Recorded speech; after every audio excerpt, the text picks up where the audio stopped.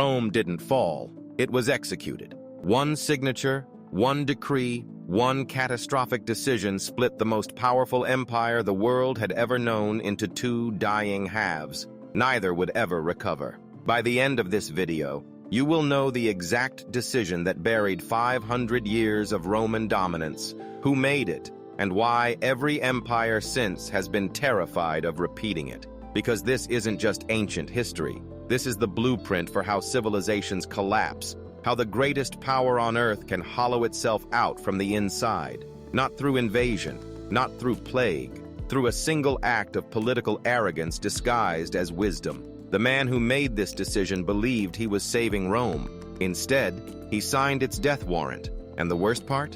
For 1,600 years, we've been taught to admire him for it. So what was this decision, and why has the truth been buried for so long? Let me take you back. By the 3rd century, Rome was already bleeding. 50 years of near-constant civil war had rotted the empire from within.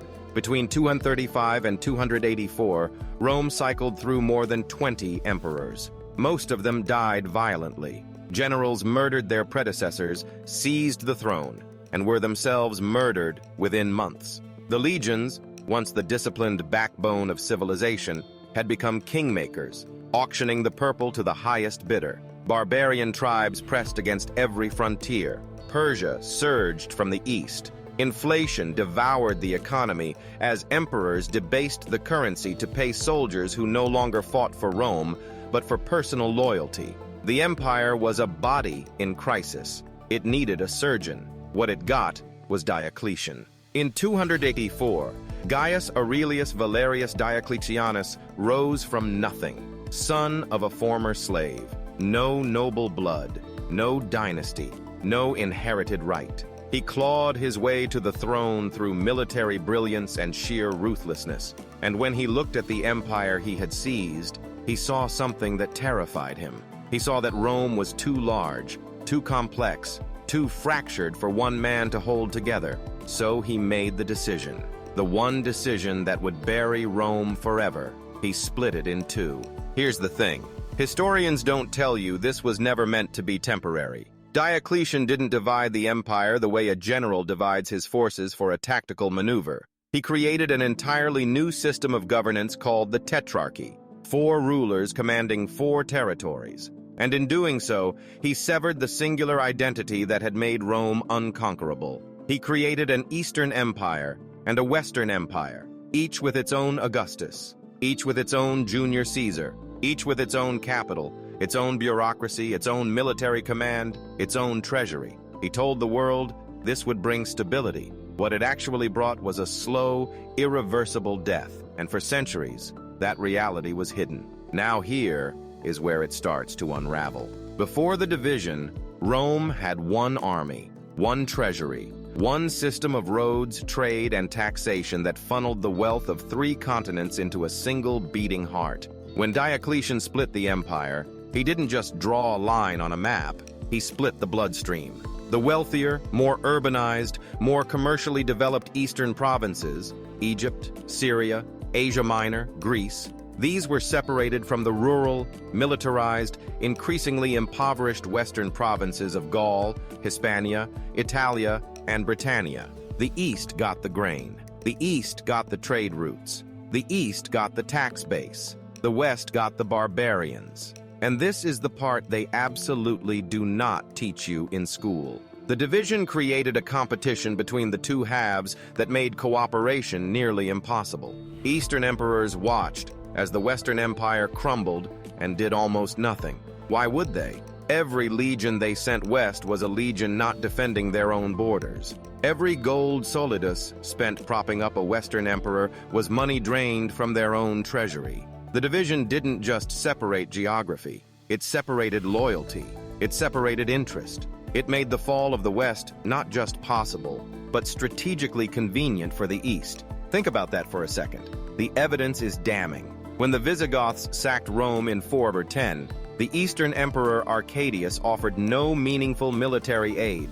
When Attila the Hun ravaged the western provinces, the Eastern Empire paid him tribute to redirect his armies westward, essentially paying the barbarians to destroy the other half of Rome. When the Vandals seized North Africa and cut off the Western Empire's grain supply in 439, Constantinople barely responded. The Eastern court had learned something terrible from Diocletian's division. They learned that the West could die and the East could survive, so they let it happen. The truth was buried for a reason. For 16 centuries, historians have framed Diocletian as a reformer, a stabilizer, the man who pulled Rome back from the brink of anarchy. And in the short term, maybe he did.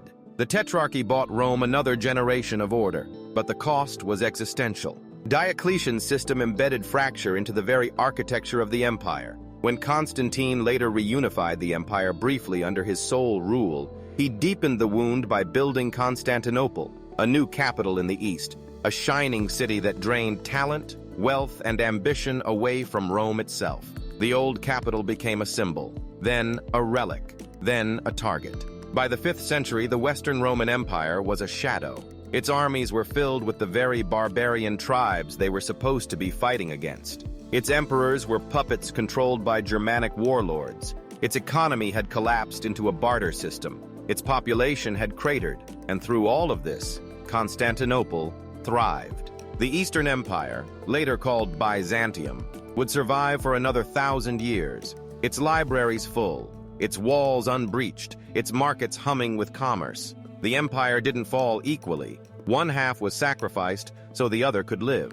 And that sacrifice began with Diocletian's pen. Now, some will argue the division was inevitable, that no single ruler could have held an empire stretching from Scotland to Mesopotamia. And maybe there's truth in that.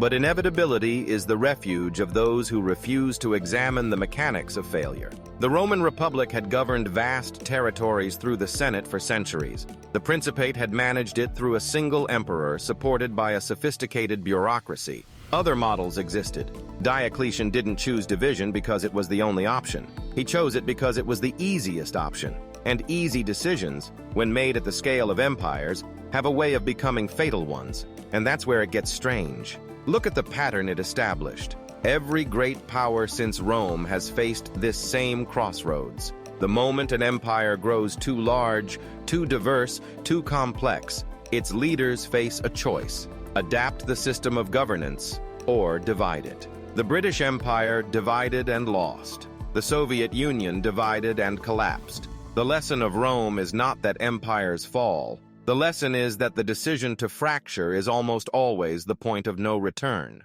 But wait, there is one more detail that haunts historians who look closely enough. Diocletian retired. In 305, he voluntarily stepped down from power, the only Roman emperor ever to do so. He retreated to a palace on the Dalmatian coast, where he famously grew cabbages and refused all appeals to return to power. When his former colleagues begged him to come back and restore order as the Tetrarchy immediately began to collapse into civil war, he reportedly said he would rather show them the cabbages he had grown than return to the throne. He watched from his garden as his system tore itself apart. He watched as the empire he had divided began its long slide into oblivion, and he did nothing. The architect of Rome's destruction spent his final years gardening while his creation burned. This is what power does. It convinces those who hold it that they can reshape the world with a single decision, and it blinds them to the possibility that they might be wrong. Diocletian believed he was saving Rome.